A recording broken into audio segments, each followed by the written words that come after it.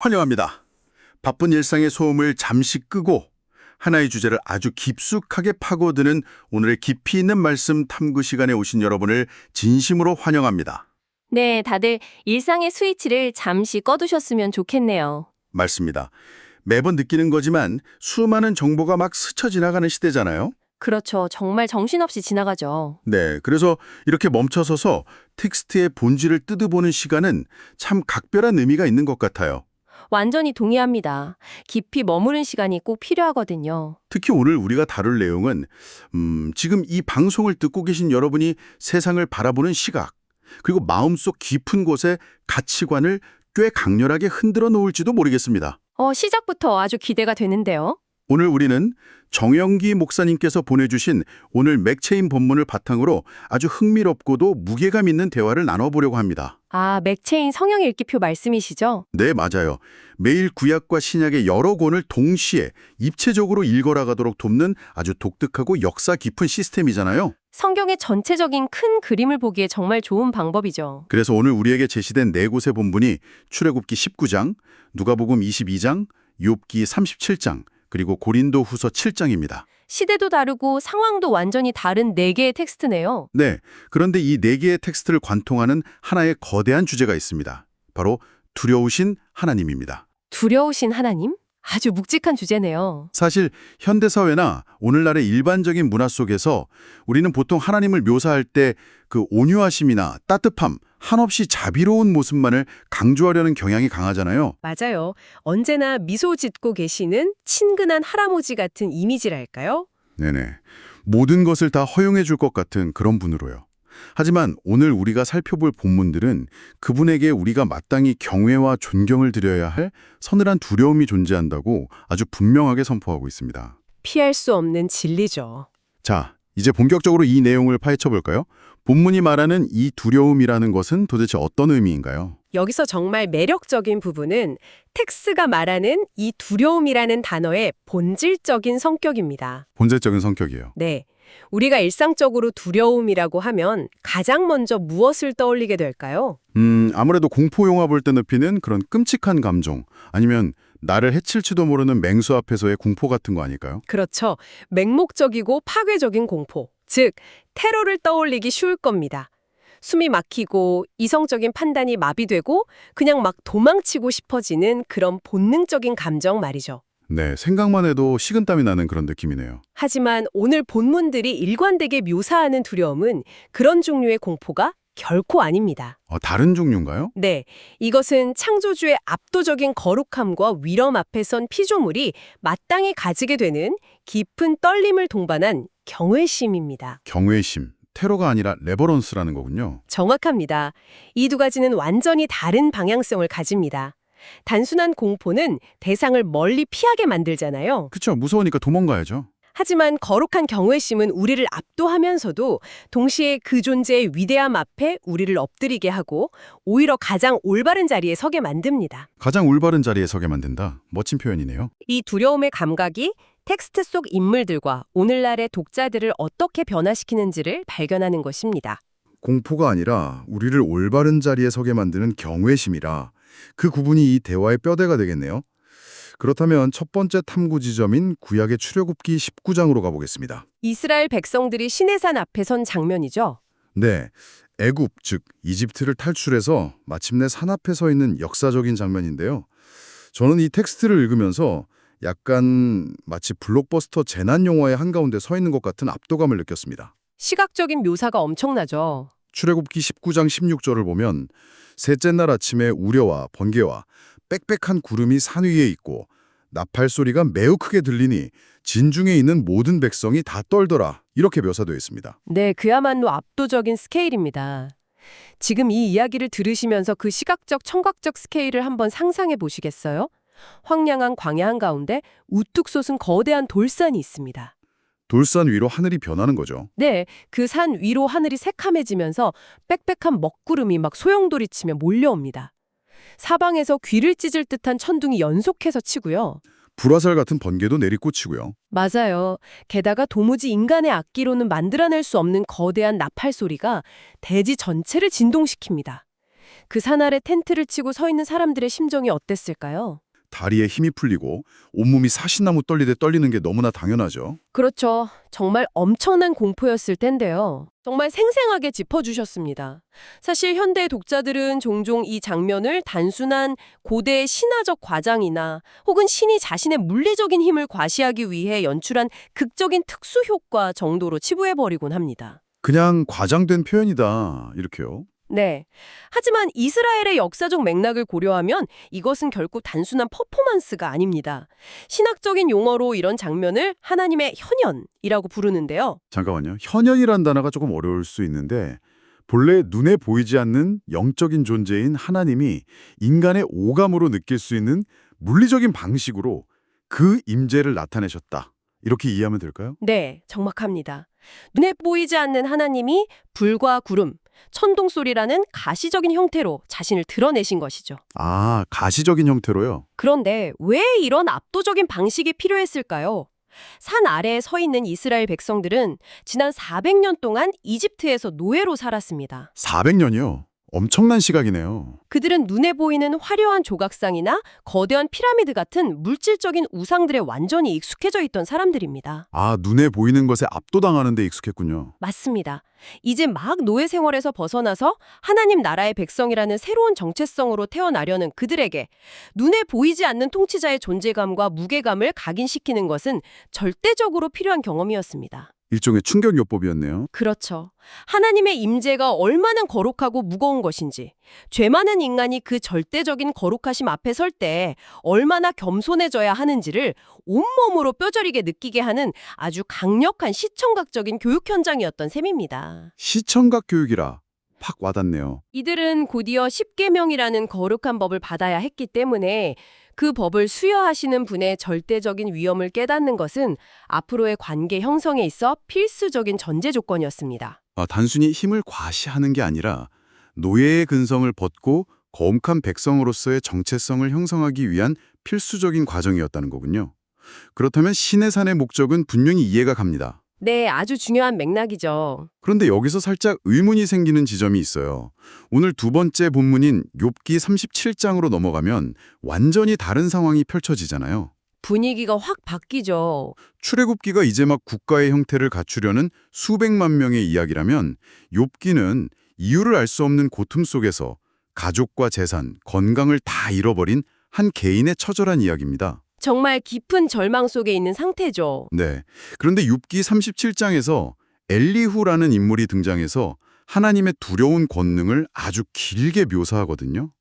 깊은 고통에 빠진 사람에게 왜 하필이면 이 천둥치는 무서운 하나님의 모습을 강조하는 걸까요? 아주 날카로운 질문입니다. 욥기 37장의 문맥이 출애굽기와는 전혀 다르다는 점을 짚어내는 것이 정말 중요하죠. 네, 위로가 필요한 상황이잖아요. 엘리후가 묘사하는 하나님 역시 신의 산의 하나님처럼 대자연을 통제하시는 압도적인 분입니다. 엘리후는 욥기 37장 5절에서 하나님은 놀라운 음성을 내시며 우리가 헤아릴 수 없는 큰 일을 행하시느니라 이렇게 선포합니다. 헤아릴 수 없는 큰일이라라. 그는 인간의 눈으로 다 볼 수 없고 귀로 다 들을 수 없는 대자연의 거대한 섭리, 즉 눈과 비를 내리시고 무서운 폭풍을 부르시는 창조주의 권능을 기울게 찬양합니다. 그런데 그게 욥에게 무슨 위로가 될까요? 여기서 우리가 주목해야 할 것은 왜 고난받는 욥에게 이 사실을 상기시키는가 하는 점입니다. 욥은 자신의 고통이 불공평하다고 느끼며 매우 혼란스러워하고 있었습니다. 억울했겠죠. 내가 왜 이런 고난을 겪어야 하는지 모르니까요. 만약 하나님이 그저 인간의 차원에서 이해할 수 있는 동네 이웃처럼 친근하기만 하고 한계가 있는 분이라면 그분이 우주의 질서를 바로잡고 궁극적인 정의를 세우실 수 있다는 보장이 어디에 있겠습니까? 힘이 없는 착한 할아버지라면 내 억울함을 풀어줄 능력이 없다는 거군요. 바로 그겁니다. 오히려 대자연의 무시무시한 폭풍우를 통제하시고 인간의 이성을 뛰어넘는 거대한 지혜로 우주를 운행하시는 분이기에 비록 지금 당장 욥이 자신의 고통의 이유를 철저히 이해하지 못하더라도 그 거대한 섭리 안에서 하나님을 신뢰할 수 있다는 역설적인 위로를 주는 것입니다. 잠깐, 그 부분은 조금 모순적으로 들릴 수도 있을 것 같아요. 보통 나보다 무한히 크고 두려운 존재 앞에서는 위로보다는 공포나 무력감을 느끼기 마련이잖아요. 그렇죠. 일반적인 상황에서는 그렇습니다. 폭풍을 다스리는 그 두려운 분이 어떻게 욥, 그리고 우리에게 진정한 위안이나 가장 완벽한 안전함이 될 수 있는지 조금 더 피부에 와닿게 설명해 주실 수 있나요? 우리가 태풍이나 허리케인 같은 거대한 자연재해 앞에 섰을 때 인산이 얼마나 먼지같이 작고 연약한 존재인지를 깊이 깨닫게 되죠. 네, 자연 앞에서는 한없이 작아지죠. 엘리후의 논리는 이렇습니다. 그 거대한 폭풍조차도 단숨에 굴복시킬 수 있는 절대적인 통치자가 만약 악의적이거나 변덕스럽다면 그것은 끔찍한 절망일 것입니다. 상상만 해도 끔찍하네요. 하지만 성경이 일관되게 주장하는 바는 그토록 크고 두려우신 분, 우주의 날씨와 별들의 궤도를 쥐고 계신 그 압도적인 분이 먼지같이 연약한 우리의 존재를 아주 세밀하게 아시고 우리를 보호하시기로 작정하셨다는 것입니다. 아, 폭풍을 다스리는 분이 나를 보호하신다. 네, 천둥과 번개를 손에 쥐신 분이 온전히 신뢰할 수 있는 분일 때 우리는 세상의 어떤 거대한 위협 앞에서도 진정으로 안전할 수 있습니다. 그래서 그분을 경외하는 것, 즉 그분의 위대하심을 올바로 두려워하는 것이야말로 세상을 살아가는 가장 든든한 울타리가 된다는 뜻입니다. 아, 천둥을 주신 분이 내 편이라는 그 사실 자체가 나의 작고 연약한 처지를 비관하지 않게 만드는 가장 강력한 근거가 되는 거군요. 이 논리가 정말 흥미롭습니다. 네, 역설적이지만 아주 든든한 진리죠. 자, 그럼 여기서 분위기를 완전히 전환해 보겠습니다. 신약으로 넘어갈 텐데요. 네, 신약으로 가보시죠. 여기서부터 정말 흥미로워집니다. 시내산의 그 엄청난 뇌우와 천둥 소리, 그리고 욥기의 거대한 대자연의 폭풍 속에서 이제 우리는 누가복음 22산에 등장하는 예루살렘의 아주 작고 조용한 다락방으로 들어갑니다. 분위기가 정말 180도 달라지네요. 예수님의 십자가 순환전야, 이른바 최후의 만찬 자리입니다. 자연을 활용하며 위엄을 드러내시던 그 두려우신 하나님이 이번에는 제자들과 눈을 맞추며 좁은 식탁에 앉아 계십니다. 참으로 겸손한 모습이죠. 그리고 19절에서 본문의 화자는 이렇게 기록합니다. 또 떡을 가져 감사기도 하시고 떼어 그들에게 주시며 이르시되 이것은 너희를 위하여 주는 내 몸이라 너희가 이를 행하여 나를 기념하라. 아주 유명하고도 숭고한 구절입니다. 시내산에서 바위를 깨뜨리고 대지를 진동시키던 분이 이제는 제자들을 위해 그리고 인류를 위해 당신 자신의 몸을 그 부드러운 빵을 찢듯이 떼어주고 계신 거예요. 가슴이 먹먹해지는 장면이네요. 구약의 그 장엄한 두려움과 다락방의 이 연약해 보이는 찢어짐, 이 엄청난 대비를 어떻게 연결해서 이해해야 할까요? 이것을 더 큰 그림과 연결해 본다면 기독교 텍스트가 제시하는 가장 깊고 놀라운 역설과 마주하게 됩니다. 역설이요? 네, 누가복음 22장에는 성만찬 장면 직후에 감람산 혹은 겟세마네 동산이라고 불리는 곳에서의 간절한 기도 장면도 함께 기록되어 있습니다. 예수님이 땀 흘려 기도하시던 그 장면이요? 맞습니다. 십자가의 끔찍한 육체적 고통,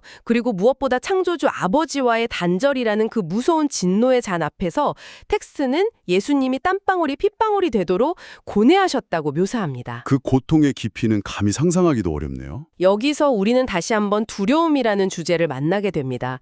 예수님은 죄를 향한 하나님의 거룩한 진노가 얼마나 압도적이고 두려운 것인지를 세상 누구보다 완벽하게 아시는 분이었습니다. 하나님의 거룩함을 완벽히 아셨으니까요. 하지만 그 거룩한 두려움 앞에서 예수님은 도망치지 않고 내 원대로 마시옵고 아버지의 원대로 되기를 원하나이다 이렇게 기도하십니다. 도망치지 않으셨군요. 네, 가장 완벽한 경외, 즉 하나님 아버지를 향한 가장 온전한 두려움이 가장 위대한 순종으로 승화되는 순간입니다. 거룩함은 두렵지만 그 방식은 사랑이었다는 이 논리가 정말 묵직하게 다가옵니다. 성경은 왜 우리가 하나님을 경외할 수밖에 없는지를 이 십자가의 역설을 통해 설득하고 있는 셈이네요. 네, 십자가야말로 사랑과 두려움의 완벽한 교차점이죠. 그런데 보통 누군가를 두려워하면 거리를 두고 싶어지잖아요. 이 십자가에 나타난 두려움은 어떻게 우리를 밀어내지 않고 오히려 그분 곁으로 강하게 끌어당기는 원동력이 되는 걸까요? 바로 그 지점이 십자가 사건이 가진 엄청난 흡인력입니다. 흡인력이요? 우주를 창조하신 절대적인 권능을 가진 분, 시내산에서 우레와 번개로 말씀하시던 그 두려우신 분이 반역한 피조물인 우리를 살리기 위해 자신의 몸을 십자가에 기꺼이 내어주실 만큼 스스로를 한없이 낮추셨습니다. 가장 높은 분이 가장 낮아지신 거네요. 절대적인 강자가 보여주는 가장 극단적인 자기 희생인 것이죠. 누군가 나를 억압하기 위해 힘을 사용할 때 우리는 공포를 느끼고 도망치지만 나보다 무언이 강한 존재가 나를 살리기 위해 스스로 찢어짐을 감당했다는 사실을 깨달을 때 우리는 그 사랑의 깊이에 완전히 압도당하게 됩니다. 압도당한다? 무서워서가 아니라 감격해서요? 네, 이것은 우리를 얼어붙게 만드는 공포가 아니라 무릎을 꿇고 눈물을 흘리며 경배하게 만드는 숭고한 두려움입니다. 하나님의 거룩함 그 자체는 다가설 수 없이 두렵지만 그 거룩함이 우리를 구원해낸 방식이 너무나 깊은 희생과 사랑이었기에 우리는 그분을 깊이 경외하며 동시에 사랑할 수밖에 없게 되는 것입니다. 구약에서 묘사된 그 어마어마한 스케일의 권능이 십자가라는 좁고 고통스러운 공간으로 응축되면서 폭발적인 사랑으로 증명되었다는 말씀이시군요. 아주 정확한 요약입니다. 구약과 신약의 본문들이 이렇게 기가 막히게 연결이 됩니다. 자, 그렇다면 우리의 마지막 네 번째 탐구로 넘어가 보겠습니다.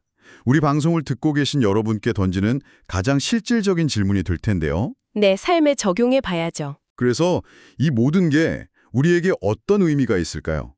신의 산의 뇌우, 욥기의 대자연, 십자가의 희생, 이 엄청난 이야기들이 오늘을 살아가는 우리의 현실적인 삶에 어떤 구체적인 변화를 만들어낼 수 있을까요? 정말 중요한 질문입니다. 단순히 지식적으로 성경이 말하는 하나님은 참 위대하고 사랑이 많으신 분이구나 하고 치를 덮어버린다면 오늘 탐구의 의미가 반감되겠죠. 맞습니다. 성경의 텍스트가 현대 독자에게 요구하는 것은 단순한 지적 동의가 아니라 삶의 실질적인 태도 변화입니다. 태도 변화요? 이 질문에 대한 명확한 방향성이 오늘 읽기표의 마지막 본문인 고린도 후서 7장에 담겨 있습니다. 사도 바울의 서신이죠. 네, 본문의 화자인 사도 바울은 7장 1절에서 이렇게 권면합니다. 그런즉 사랑하는 자들아, 이 약속을 가진 우리는 하나님을 두려워하는 가운데에서 거룩함을 온전히 이루어 육과 영의 온갖 더러운 것에서 자신을 깨끗하게 하자. 하나님을 두려워하는 가운데서 거룩함을 이루어라. 여기서 우리가 아주 주의 깊게 봐야 할 핵심 표현이 바로 하나님을 두려워하는 가운데서 온전히 이루어간다는 역동성입니다. 역동성이요? 우리가 대화 초반에 테러와 경외심을 구분했었죠. 네, 공포와 경외심은 다르다고 하셨죠? 공포에 질린 사람은 무언가를 주도적으로 행하지 못합니다. 실수해서 벌을 받을까 봐 아무것도 하지 않고 숨어버리거나 꽁꽁 얼어붙어 버리죠. 위축되는 거죠. 하지만 바울이 말하는 두려워하는 가운데 거룩함을 이룬다는 것은 결코 정체되어 있거나 위축된 상태가 아닙니다. 그럼 어떤 상태인가요? 오히려 이것은 삶의 모든 영역에서 끊임없이 무언가를 씻어내고 더 나은 방향으로 나아가려고 애쓰는 굉장히 역동적이고 적극적인 삶의 태도로 의미합니다. 위축되는 것이 아니라 역동적인 삶의 태도를 갖게 된다는 말씀이신데 이것이 실생활에서는 어떤 모습으로 나타나는 걸까요? 구체적인 예가 필요하겠네요. 네, 본문이 말하는 육과 영의 온갖 더러운 것에서 자신을 깨끗하게 한다는 것이 구체적으로 어떤 실천을 의미하는지 예를 들어 주시면 좋겠습니다. 현대인들의 삶을 한번 생각해 봅시다. 우리는 매일 무언가를 끊임없이 두려워하며 살아갑니다. 맞아요. 불안함의 연속이죠. 경제가 나빠져서 돈을 잃을까 봐 두려워하고 직장이나 SNS에서 사람들의 평판이 나빠질까 봐 두려워하며 불확실한 미래나 실패를 두려워합니다. 정말 피부에 와닿는 두려움들이네요. 그리고 우리의 많은 결정들이 사실은 이 작은 두려움들을 피하기 위해 내려지곤 하죠. 듣고 보니 정말 그러네요. 두려워서 피하는 결정들. 하지만 사도 바울의 권면에 따르면 성경이 말하는 크고 위대하신 하나님을 온전히 경외하는 사람은 결정을 내리는 기준 필터가 완전히 달라집니다. 필터가 달라진다. 이들은 내가 오늘 내뱉는 말 한마디, 사람들과 맺는 관계의 방식, 그리고 나에게 주어진 시간과 재정을 사용하는 모든 순간에 이 선택이 나를 위해 자신을 내어주신 거룩하신 하나님을 기쁘시게 하는가, 이것을 최우선으로 질문하게 됩니다. 사람들의 시선이 아니라 하나님의 시선이 기준이 되는 거군요. 네, 내 몸을 망가뜨리는 잘못된 습관들, 또는 내 영혼을 어둡게 만드는 시기, 질투, 분노, 이기심 같은 내면의 찌꺼기들을 발견할 때마다 하나님을 향한 경외심을 동력 삼아 매일 치열하게 씻어내는 작업을 하는 것이죠. 지옥 갈까봐 벌벌 떠는 게 아니고요. 전혀 아닙니다. 단순히 지옥에 갈까봐 죄를 안 지으려고 벌벌 떠는 수동적인 태도가 아닙니다. 우주를 창조하실 위엄 있는 분이 나를 그토록 사랑하셨다는 사실에 압도되어 내 삶 역시 그분의 거룩한 성품을 닮아가고 싶어하는 강렬한 갈망. 갈망. 사랑에서 우러나오는 거네요. 그것이 바로 두려움 가운데 거룩함을 온전히 이루어가는 삶의 실제적인 모습입니다. 이야기를 듣다 보니 공포는 사람의 가능성을 닫아버리지만 올바른 경외심은 사람을 가장 건강하고 순결한 상태로 성장시키는 가장 강력한 원동력이 된다는 생각이 드네요. 정확히 보셨습니다. 오늘 우리가 함께 탐구한 이 4개의 본문이 각기 다른 시대의 이야기를 하고 있지만 결국 거대한 하나의 모자이크로 완성되는 느낌입니다. 네, 성경 전체가 하나의 진리를 가리키고 있죠. 오늘의 여정을 짧게 정리해 볼까요? 우리는 출애굽기 19장에서 이스라엘 백성들이 시내산에서 경험했던 가시적인 뇌우와 절대적인 위험을 통해 하나님이 결코 가볍게 취급할 수 없는 무겁고 거룩한 분임을 확인했습니다. 네, 압도적인 현현이었죠. 이어서 욥기 37장에서 엘리후의 입을 통해 창조주의 그 헤아릴 수 없는 거대한 권능과 통치하심이 고난 속에 있는 자에게 어떻게 진정한 위로와 신뢰의 근거가 되는지를 살펴보았죠. 폭풍을 쥐신 분이 나를 보호하신다는 사실. 그리고 신약의 누가복음 22장으로 넘어와 그토록 크고 무서운 하나님께서 십자가를 향해 걸어가시며 자신을 온전히 내어주시는 그 상상을 초월하는 역설적인 사랑의 깊이를 들여다보았습니다. 가장 위대한 사랑의 표현이었습니다. 마지막으로 고린도후서 7장을 통해 이 모든 사실을 깨달은 우리가 매일의 일상 속에서 어떻게 역동적이고 적극적으로 거룩함을 추구해야 하는지에 대한 실천적 과제까지 짚어보았습니다. 완벽한 요약이네요. 너무나도 아름답고 우리를 숨쉬게 하는 하나의 온전한 초상화를 그려내고 있습니다. 그렇습니다. 오늘의 탐구를 마무리하는 이 시점에서 저는 성경이 제시하는 이 장엄한 진리가 현대인들에게 주는 아주 깊은 통찰 하나를 꼭 전하고 싶습니다. 어떤 통찰인가요? 우리가 앞서 확인했듯이 이 우주를 통치하시는 압도적인 위엄을 가지신 분, 그러면서도 피조물을 위해 기꺼이 십자가의 고통을 감당하신 그 하나님을 올바르게 경외할 때 역설적으로 우리의 삶은 제한을 받는 것이 아니라 가장 큰 자유와 평안을 누리게 됩니다. 두려워할 때 오히려 자유해진다는 거군요. 참된 피난처는 결코 만만하고 유약한 곳이 될 수 없습니다.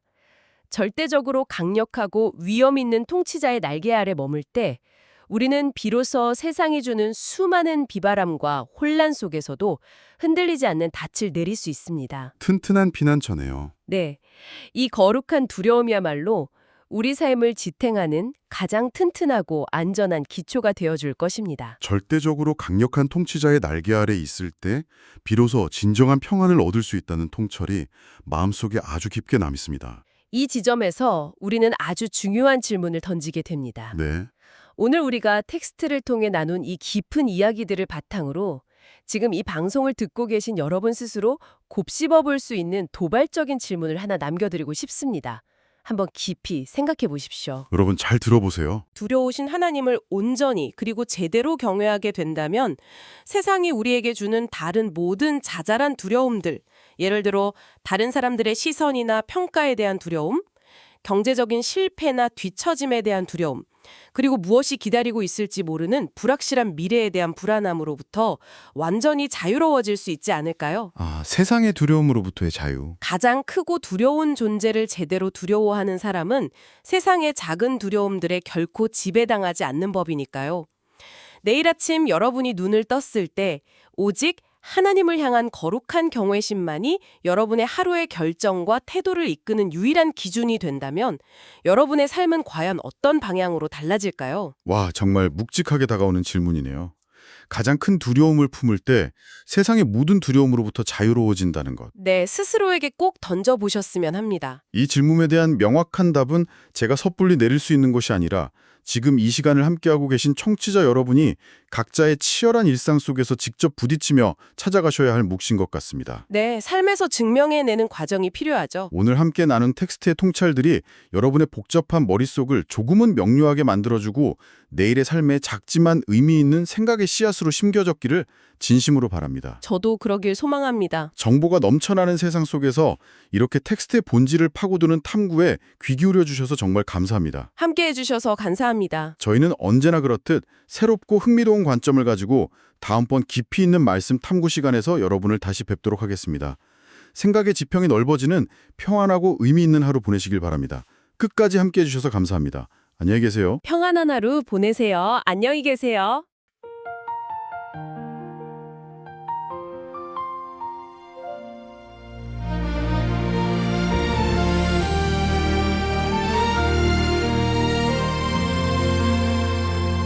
시내산 위 빽빽한 구름과 우레와 번개 사이로 나팔 소리 크게 울려 퍼질 때 온 진중이 떨었네. 거룩하신 임재 앞에 가까이 서지 못할 위험, 나는 너희의 하나님이라 선포하시는 두려우신 분. 인간의 발걸음 멈추게 하는 창조주의 거룩함 앞에 고개 숙여 경배하며 그분의 영광을 노래하리. 오 거룩하고 두려우신 하나님, 위엄의 왕이시여, 우리의 지혜로 헤아릴 수 없는 큰 일을 행하시나이다. 공포가 아닌 사랑의 경외로 주 앞에 서게 하소서. 시내산의 불꽃보다 뜨거운 주의 임재 가운데 거룩함으로 온전히 이루며 주만 섬기게 하소서. 두려우신 하나님이 낳고 천한 몸을 입으시고 최후의 성찬 생명의 떡을 대며 살과 피를 주셨네. 내 뜻대로 마옵시고 아버지 뜻대로 하옵소서. 탐새 만에 눈물 섞인 순종이 우리를 살렸나니. 위엄의 하나님이 사랑으로 자신을 내어주셨을 때 심판의 두려움은 사라지고 구원의 감격이 흐르네. 오 거룩하고 두려우신 하나님, 위엄의 왕이시여, 우리의 지혜로 헤아릴 수 없는 큰 일을 행하시나이다. 공포가 아닌 사랑의 경외로 주 앞에 서게 하소서. 시내산의 불꽃보다 뜨거운 주의 임재 가운데 거룩함으로 온전히 이루며 주만 섬기게 하소서. 폭풍 속에서 놀라운 음성을 내시는 주님, 눈과 비와 자연의 만물을 다스리는 주권자라. 하나님을 경외하라. 엘리후의 외침을 듣나니. 우리의 연약함 아시고 인도하시는 전능의 손길. 하나님을 두려워